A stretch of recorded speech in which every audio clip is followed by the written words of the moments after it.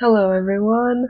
So, in today's video, I'm just going over the books that I read in March and in April, and it's officially the 30th of April today, and I have all of these books that I read in the last 2 months, and honestly, I did not think that I was going to read this many books in 2 months. It was just, that's not normally how this happens and whatever, but the main reason. Okay, so in March, I filmed a video where I read the first three books in the Mortal Instruments series. So I tried to get through these like one book a week just to get through them so I could get the video done, and it wasn't going to take me ages to read them. But if you watch that, you can kind of see how I felt. I had moments where I was like, it was up, and then I went down, and it was a bit of a roller coaster.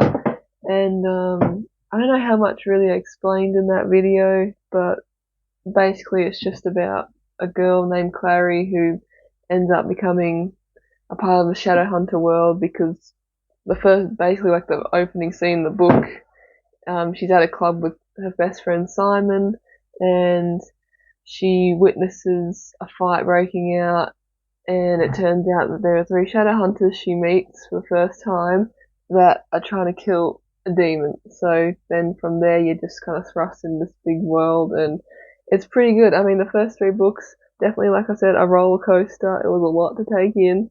It was good. I did enjoy them. I think I gave like this 4 stars, like the first three books kind of as a whole, but I think individually I'd probably give them 3.5-ish stars. Like they were pretty good, but I'm kind of keen to read the next three. I have them now, but these are the next three that I have. They're all got different covers, but I'll be keen to finish the series off and just see how it's going to wrap up and what their next conflict and everything's going to be. So that'll be interesting. But yes, I did a whole video on these, and if you want to go watch it, I will try and link it somewhere, or just go check it out if you really want to see that. But anyway, next book I read after I did that, which is still in March. This is the last book I read in March, was The Power by Naomi Alderman, I think it is. And this was picked out for my friends who I have like a little bit of a book club with.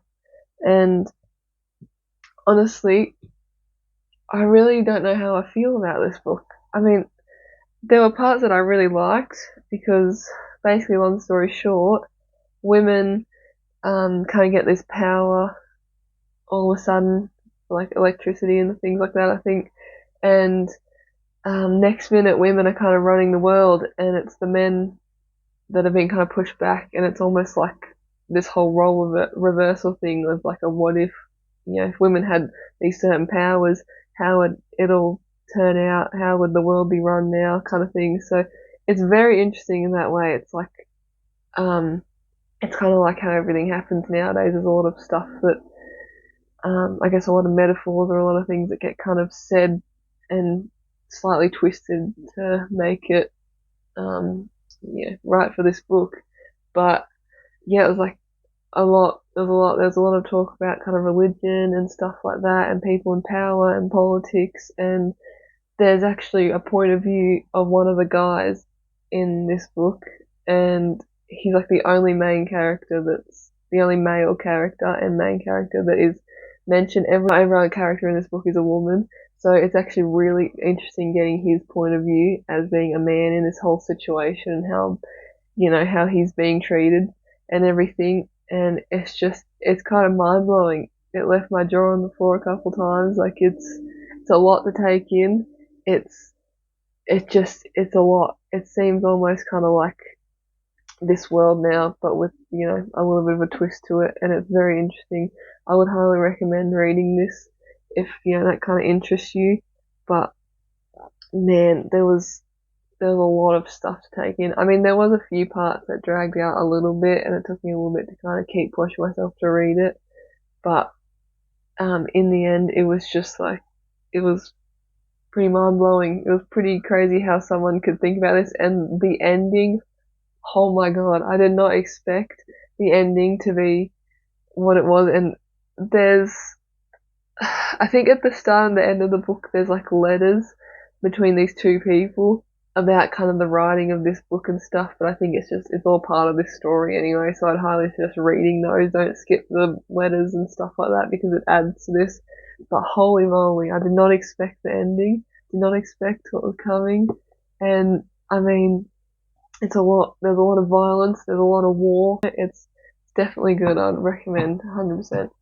Then we've got, this is the start of April now, so this is this month. I read The X-Hex by Erin Sterling. Absolutely loved this.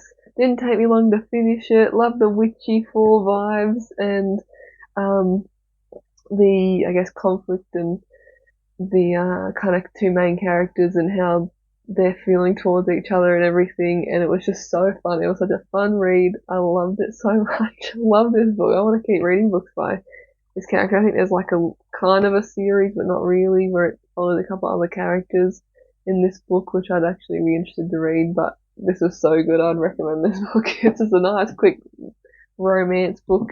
Loved it. It was great. And then next I read The Royal Game by Anne O'Brien, and my god, this is like, I guess it's like a historical fiction. It's set in the year 1444, I think, or it's at least set in the 1400s, and it's very political. It's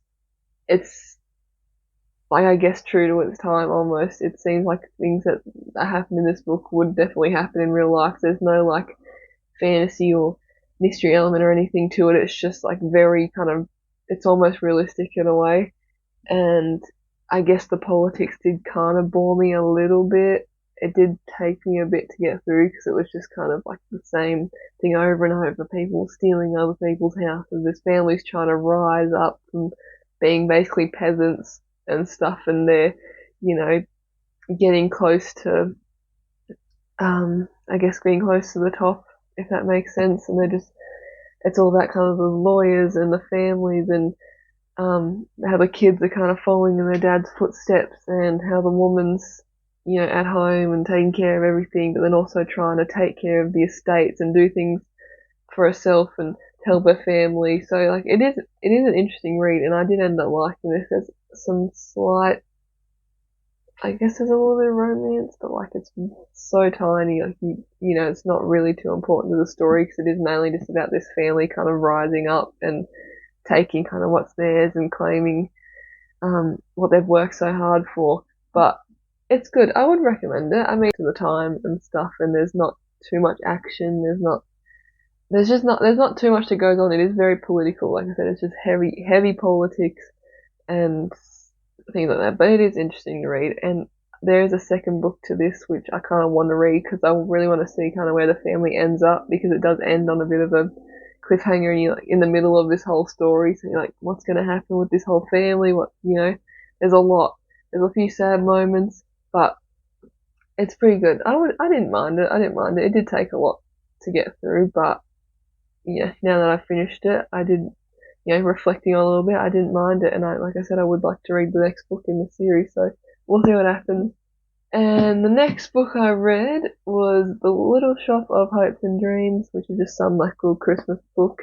Another little romance. Basically, this girl, the main character Nicole, she meets this man at this club, and on New Year's Eve, they kind of have like a New Year's Eve kiss. Several months down the track, she's opened up a business for proposal planning, I think it is, and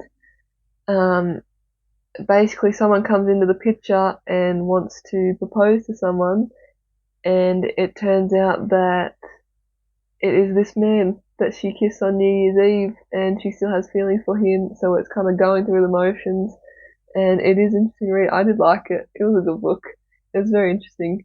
It was like another little romance book. It's like the X-Hex and you know, You Deserve Each Other and Book Lovers, and they all give off kind of the same vibe, and they're really nice little cute romance books to read. And this is, I mean, it's supposed to be a Christmas book, I think, because it is set around that time, and I think the proposal that's happening in this book is supposed to happen at Christmas time or something, but it almost doesn't feel too Christmassy. Like, I kind of wish there was a little bit more detail with kind of her surroundings and just, explaining that it is Christmas time and there's like, all that kind of magic and stuff in the air and just, feeling a little bit more festive and stuff. But it was pretty good. I enjoyed it. Would recommend. Moving on. Next, I read You May Now Kill the Bride by R.L. Stine, and this is a part of a series, which I think is the Fear Street series, but this is Return to Fear Street, so it's like another kind of series in this whole big series he's got going on. But I don't know if the books connect. I haven't really had a chance to look too much into it, but I think that you kind of follow different people and different stories and stuff and different mysteries. But I just found this at an op shop, picked it up, looked really interesting, and I enjoyed it. I got through this very quickly. I mean, the writing's like quite big and spaced out and everything, and it's just, it was a really easy read. And I think, I could be wrong, but I think this guy's the one that wrote all like the Goosebumps books and stuff as well, so it does make sense. But it was good. I found it interesting. There was a little bit of a past and present timeline in this, kind of mainly towards the start. You get a look back at the past, and then you're mainly focusing on the characters in the present. And there's kind of this family curse that's going on, and one of the characters is kind of trying to break that curse. And it is an interesting read. I enjoyed it. It was a nice kind of murder mystery kind of thing, even though there wasn't too much mystery about it, but it was good. It was good. I enjoyed this. It was a quick read. Definitely like YA thriller, I would kind of say. And I love the cover of this. Like, honestly, the covers are just stunning on these books. I love them so much, and it just added to the story. But I would recommend that one too. It was good. It was a quick read. And then it's been quite a few months since I've picked up a book from this series. There's some on my shelf up there. But I finally started getting back into the Shadow Me series. So I read Restore Me, Defy Me, Shadow Me, and Reveal Me. Basically like all in just over a week maybe. Like, it did not take me long to read these books at all, and my god, they were good. And I ordered the last book, Imagine Me and Believe Me, like as soon as I finished Defy Me, I was straight on the phone and trying to order the last two books in this series, because holy moly, it's picking up. I'm enjoying it. I mean, I don't know why I didn't just continue this last year, but I'm glad I kind of waited to, because man, like this is very good. I would highly recommend reading the Shadow Me series if you haven't, and reading the novellas in between these books. When you're supposed to, just adds so much more to this series. I just love it. Like, it's nothing too serious. Like, I know there's a lot of people that you either love this series or you hate this series, but I really do like this series. I think it's really good. Favorite characters, Kenji, of course. Gotta love Kenji. And, Juliet and Warner, of course. Gotta love it as well. I know why this book is so hyped up and this series is so hyped, even though I'm a little bit late to the game, but honestly, I would just highly recommend, if you haven't read these yet, I would recommend reading it, and they're just so easy, they're quick reads. I think I read this book in 2 days. It did not take me long because it just pulls you in, and Tahira Murphy is a very good writer, and I want to try and read some more of her books, I think, after I read this series, because I do really like her writing style. And we're basically just picking up where we left off from the third book, which I think was Ignite Me, and there's more problems to solve, and a lot of reveals, and I think it's starting to kind of wrap up now. I think like we're getting all the answers that we've been looking for and stuff, which I think is really good. She's done a really good job of kind of wrapping things up and getting to that point. And I think I love these books. I love them a lot. So that is everything I basically read over the last 2 months. Like, I cannot believe I have read this many books, especially the amount of books I read in April. But 2 of them are the novellas in the Shadow Me series, and they're like 100 and something pages each, maybe. So if you don't want to count them, be my guest. That's all good.